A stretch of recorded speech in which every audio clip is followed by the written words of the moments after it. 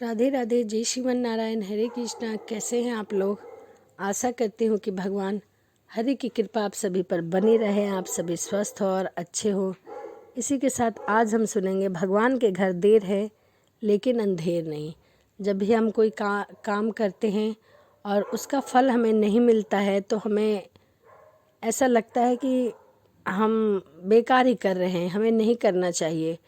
लेकिन जब भी हम पेशेंस रखें तो उस फल की प्राप्ति ज़रूर होती है। भगवान हम जो भी कार्य करते हैं उसका फल हमें अवश्य देते हैं, बेशक थोड़ा देर से दें। तो चलिए सुनते हैं, भगवान के घर में देर है परंतु अंधेर नहीं।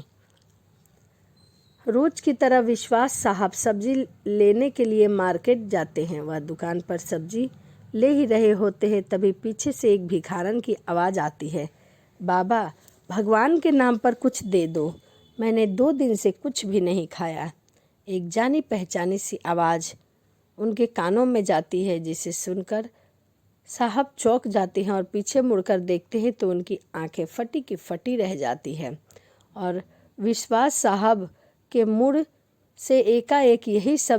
से यही शब्द निकलता है, रेशम तुम। यह सब सुनकर वह भिखारन भी शक पका जाती है और ऊपर नजरें उठाकर विश्वास साहब की ओर देखती है तो आंखों से आंसुओं उसके बहने लगते हैं और बोलता है, भैया आप?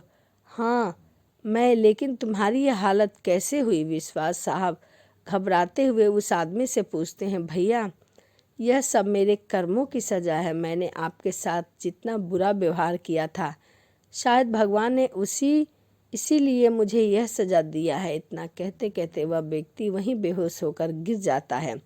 आदमी को बेहोश देखकर विश्वास जी और ज़्यादा घबरा जाते हैं और जल्दी से अपने बेटे नितिन को फ़ोन करके बुलाते हैं।